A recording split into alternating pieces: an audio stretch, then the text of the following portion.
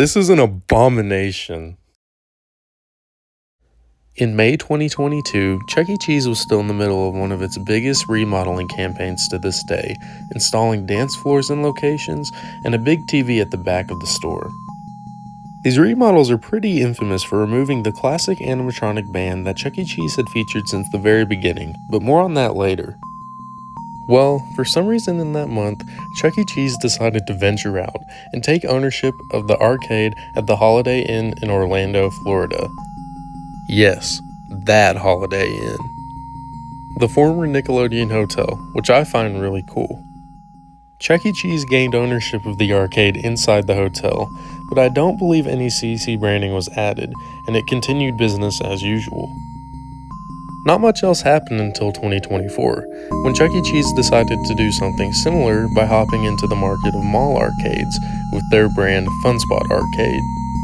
These two were non-Chuck E. Cheese branded arcades, and they were pretty lackluster, featuring reused wall designs from their 2.0 remodels at Chuck E. Cheese, and there's just really no character to be found here. Chuck E. Cheese recognized Funspot Arcade was sort of a flop, so they decided to go in another direction going forward with Chuck's Arcade. These were more mall arcades with retro Chuck E. Cheese branding and patterns on the walls of the inside of the arcade, with darker lighting. This was definitely a step in the right direction, although the branding was really the only appeal. It was still a modern mall arcade. And so, once again, Chuck E. Cheese has decided to go back and revise their Chuck's Arcade brand.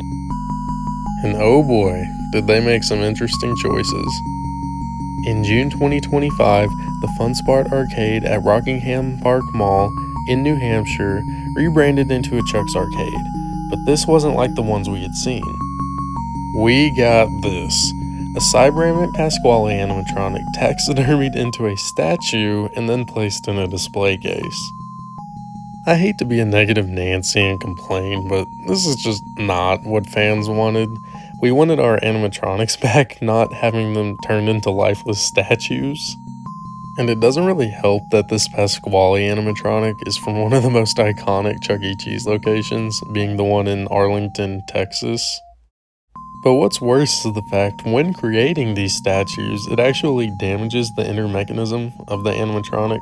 Pictured here is one at the Chuck E. Cheese corporate office, which is Munch. Along with this, a new Chuck's Arcade opened in Buford, Georgia, and we got our first look at the Chucky taxidermy statue, which is just as unsettling. However, I will say it is nice to see them incorporate more Chuck E. Cheese related things into these locations. Seeing the price counter stocked up with all the Chuck E. Cheese stuff is just awesome. It looks cool. But then, the best thing of all happened. To sum things up, there was this Peter Piper pizzeria in Kansas City, and apparently it wasn't doing very well, so they rebranded it as a Chuck E. Cheese 2.0 location. Except, it wasn't a regular Chuck E. Cheese. It lacked a lot of the stuff modern locations have, all the artwork, the dance floor. It did have a TV and arcade games, but it was very small. Apparently that didn't do so well either, but that wouldn't be the end of this location, because it just got converted into a Chuck's Arcade, with an added pizzeria, and this is the best location yet. During work on the new location, it got revealed that it would be pretty special, and feature all kinds of rare pieces from various Chuck E. Cheese locations.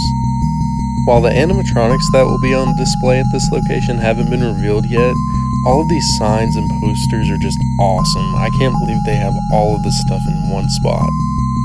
But when information about this new Chuck's Arcade was revealed, it was told that we would get 3-stage animatronics on display.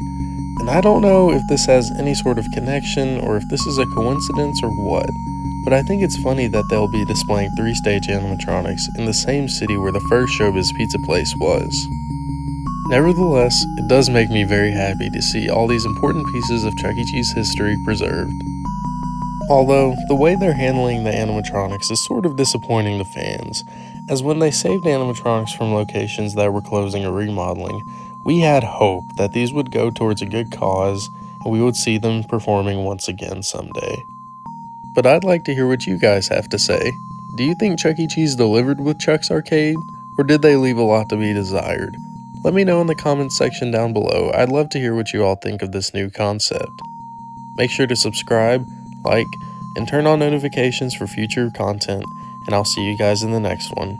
Bye for now.